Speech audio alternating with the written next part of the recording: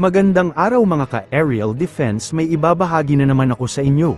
Dahil ngayong araw na ito ay may pag-uusapan tayo tungkol sa depensa, national defense. Nagsalita na sa pambabastos sa Philippine Air Force, tuluyan nang nagsalita si Defense Secretary Gilberto Teodoro Jr., sa pambabastos ng mga aktivistang student sa mga piloto ng Philippine Air Force. Ikaw nagsabi ng UST ha? Sa akin naman, obvious na yun eh. Nambabastos lang yun. At nalaman ko, 8 taon na first year college daw ang estudyante, palipat-lipat. So what business does that person have remaining in school? And I do not know why the school authorities tolerate such kind of presence. No? Inimbita yung ating Philippine Air Force tapos papayagan nila ganunin. Kasi nambebate yung bata, no? Hindi na siguro minor de edad yun dahil 8 taon na nga nandun yun eh. No? So ako, walang justification yan. Talagang kabastusan lang yun, no? Dito, ipinagtanggol ni Teodoro ang mga piloto at sinabing na bait lamang ang mga ito, matapos imbitahan ng isang sikat na universidad. Subalit ganito ang naging pag-welcome sa mga sundalo natin, nag-background check din umano ang ating gobyerno sa mga student na sangkot dito, kung saan ang babaeng kumokompronte sa Air Force pilot ay tumagal na sa kolehiyo at palipat-lipat upang manghikayat sa iba pang student sa kanilang paniniwala. You are all, paikot-ikot kayo, ma'am. You are all part of the ang mga argumento nyo, the human rights of the Filipino people you are trying to protect.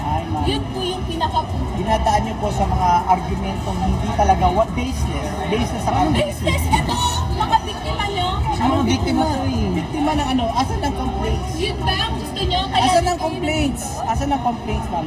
Pumunta kayo dito para ibigay ng mga punto nyo. Wala kayo pumunta dito. Ano, ma'am? Pumunta kami dito para sabihin sa inyo na mga institusyon nyo, you are not all welcome in academic spaces because you are the #1 human rights violator.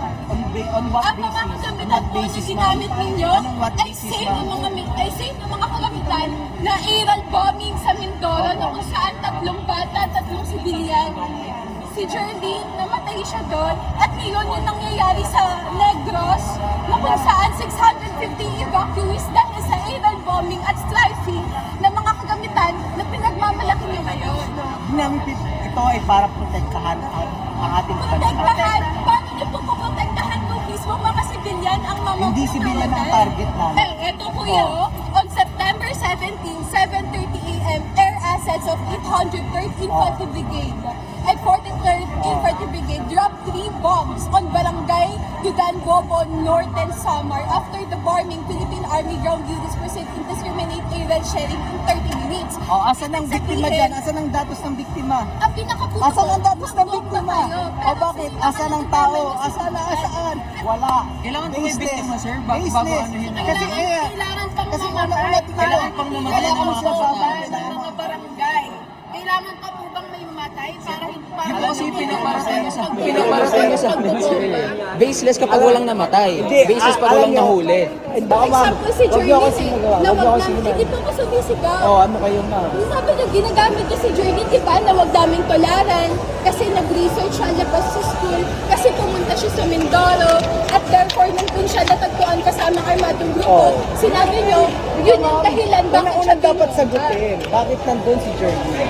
Why is Jerlyn there? Nasagot na po kanila pa. It's a legitimate... Ano? Bakit mag-research on what ground? And that's a legitimate purpose. Legitimate purpose of Actually, who? no, PLM? PLM? Alam niyo, Kabataan Party List has a research arm? And what about it? if you're doing a legitimate research, Let and us there, know. andun kami, ano po bang matay people and these were the same materials, equipments used. For example, even alumni actually we have saved a lot. Alam niyo ba naman si Father Paes diba daming nasunugan ngayon? Yes. Alam mo, if it were not Huwag for niyo the po armed forces, i-deny, huwag niyo po yes, kasi and don't push bakit niyo po ako dinuturo? Bakit I'm po kayo not- lumalapit sa akin? Ma'am, Kayo kanina yung lumalapit sa Bakit po akin. kayo lumalapit? Kayo yung lumalapit. Sa karapatang pantao and to all students who are hearing right now, we should condemn these armed forces of the Philippines. Yun nga po nasa school pero may militar. Hindi po. Ini-report ko lang po ang mga kapwa kabataan. Ito protest po namin Ito po. Wala kayo sa lugar. Ito po.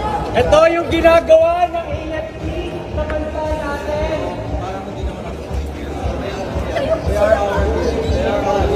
These are against the, di ba, the Catholic Christian values. Catholic Christian values, matagal nyo nang binayolate yun. Yan ang mercenary traditions ng AFP. You are instigating an act. Kayo po ang unang lumapit sa amin. Tinatanong po ako eh. No, ikaw ang lumapit sa akin. Kayo po yung lumapit. Ngayon, sagutin niyo po yung tanong namin. You are not welcome in university. Iginiit naman ng Armed Forces of the Philippines na hindi isang inosenteng sibilyan ang isang University of the Philippines student leader na nasawi sa engkwentro sa Negros Occidental noong ika-19 ng Abril, kung saan 19 na hinihinalang miyembro ng New People's Army ang nasawi, ayon kay AFP Chief General Romeo Bronner Jr., si Alisa Alano, na isang UP Diliman Student Council Education and Research Counselor, ay natagpo ang armado at nakasuot ng combat gear sa gitna ng bakbakan sa Toboso Town sa pagitan ng Philippine Army at mga sinasabing kasapi ng NPA. Yun nga yung the series of killings done by the New People's Army against innocent civilians. So of course we will not tolerate that. No, hindi pwede yun na ginagawa. Even the local government has been bothered already by this. Diba nagpapatrol lang po sir yung mga troops niyo when it Nagpapatrol happened? lang, tapos nagsumbong yung civilian. No? So of course yung mga civilian din, ayaw na rin nila ng ganun because ang ginagawa ng mga New People's Army ay nag-extort ng pera, ng mga resources, ng mga farmers natin. No? Kawawa yung mga farmers natin. Pagka hindi ka nagbigay, you will be suspected of being a spy, makapatayin ka ng mga New People's Army. We have intensified our operations to run against the New People's Army dahil hindi na po pwede yung ginagawa nila na patay lang dito ng mga inosenteng mga civilians. Just because they suspect them of helping government forces, helping the government. Spy tagging ang tawag namin dyan dahil they believe that itong mga inosenteng mga civilians na ito are spies for the government, pinapatay nila. No, hindi pwede yun, no? That those are human rights violations.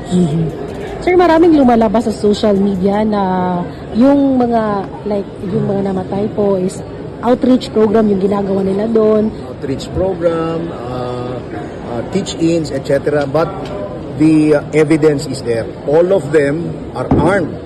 Pati si Alisa Alano na sinasabing inosenteng estudyante, hindi. No? If she is innocent and she has no intentions of joining the armed group, then bakit nung nakita siya, naka-rig siya, combat rig, no? Yung vest, kung saan may mga, nandito yung mga magazines. She was armed. She was fighting. Kitang-kita ng mga sundalo natin na lumalaban sila. No? So, ang ating mga sundalo ay hindi human rights violators. In fact, we respect the human rights of people. But once you start fighting, firing against our government forces, then you're a combatant and of course, no? Kasama ka sa maaaring maging casualties. Nag-ugat ang engkwentro sa barangay Salamanca, kung saan ayon sa militar ay tumagal ng ilang oras ang sagupaan bago umatras ang mga rebelde, na-recover umano ng mga sundalo ang mga bangkay, high-powered firearms, at mga dokumentong inilarawan bilang subversive. May 5 ring hinihinalang rebelde ang naaresto sa follow-up operations. Maliban dito, kinumpara rin ni Bronner ang kaso sa isang insidente sa Occidental Mindoro, kung saan isang Filipino-American activist ang nasagip ng buhay matapos hindi umano lumaban sa mga sundalo at kalaunan ay ibinalik sa kanyang pamilya. Muling iginiit ng AFP na sumusunod sila sa karapatang pantao at gumagamit lamang ng puwersa kapag kinakailangan sa gitna ng mga armadong grupo.